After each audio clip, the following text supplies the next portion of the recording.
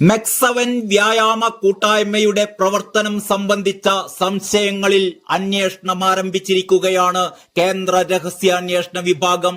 Popular front പ്രവർത്തകർ ഈ വ്യായാമ കൂട്ടായ്മ സംവിധാനം ഹൈജാക്ക് ചെയ്തു എന്ന ആരോപണത്തിന്റെ നിജസ്ഥിതി പരിശോധിക്കുകയാണ്. വിഷയത്തിൽ NIA പ്രാഥമിക അന്വേഷണം ആരംഭിച്ചു എന്നാണ് അറിയാൻ കഴിയുന്നത്. പോപ്പുലർ ഫ്രണ്ട് നിരോധനത്തിന് പിന്നാലെ മെക്സവൻ പെട്ടെന്ന് വളർന്നതാണ് സംശയത്തിന് പ്രധാന കാരണം.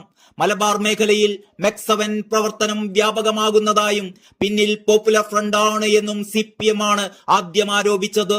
മെക്സവന് പിന്നിൽ മതരാഷ്ട്രവാദികളെന്ന് CPM കോഴിക്കോട് ജില്ലാ സെക്രട്ടറി P മോഹനൻ മാധ്യമങ്ങളോട് പറഞ്ഞു. മെക്സവൻ തുടങ്ങിയത് സതുദ്ദേശത്തോടെയാണ് എന്നും പിന്നിൽ തീവ്രവാദ സംഘടനകൾ കടന്നുകൂടുകയാണുണ്ടായതെന്നും അദ്ദേഹം പറയുന്നു. സമൂഹത്തിന് ജാഗ്രത വേണമെന്നുകൂടി P മോഹനൻ കൂട്ടിച്ചേർത്തു.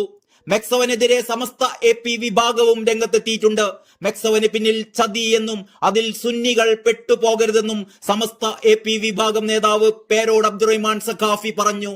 എന്നാൽ ആരോപണം തള്ളുകയാണ് മെക്സവൻ സ്ഥാപകൻ സുലാഹുദ്ദീൻ. എല്ലാ വിഭാഗം ആളുകളെയും ഉൾക്കൊള്ളുന്നതാണ് ഈ വ്യായാമ കൂട്ടായ്മ എന്നാണ് വിശദീകരണം.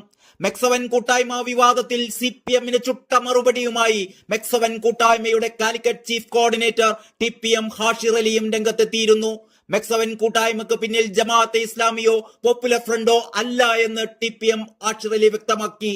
ഈ കൂട്ടായ്മക്ക് ആശംസ നേർന്ന് മന്ത്രി മുഹമ്മദ് റിയാസ് തന്നെ കത്തയച്ചിട്ടുണ്ട്. കൂട്ടായ്മ വ്യാപിപ്പിക്കണമെന്ന് മുഹമ്മദ് റിയാസ് തന്നെ ഞങ്ങളോട് ആവശ്യപ്പെട്ടിരുന്നു. മെക്സവന്റെ കോഴിക്കോട് നടന്ന പരിപാടി ഉദ്ഘാടനം ചെയ്തത് മുൻ മന്ത്രി അഹമ്മദ് ദേവർകോവിലാണ്. കോഴിക്കോട് മേയർ ബീന ഫിലിപ്പും പരിപാടികൾ ഉദ്ഘാടനം ചെയ്തിരുന്നു.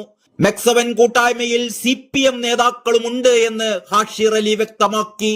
CPM വ്യായാമം നടത്തുന്നവരുടെ ഒരു കൂട്ടായ്മ സമാന്തരമായി സംഘടിപ്പിക്കാൻ ഒരുങ്ങുന്നുണ്ട് എന്നും അതുകൊണ്ടാകാം ഈ സംഘടനയെ എതിർക്കുന്നതെന്നുമാണ് TPM ഹാഷിർ അലി പറയുന്നത്.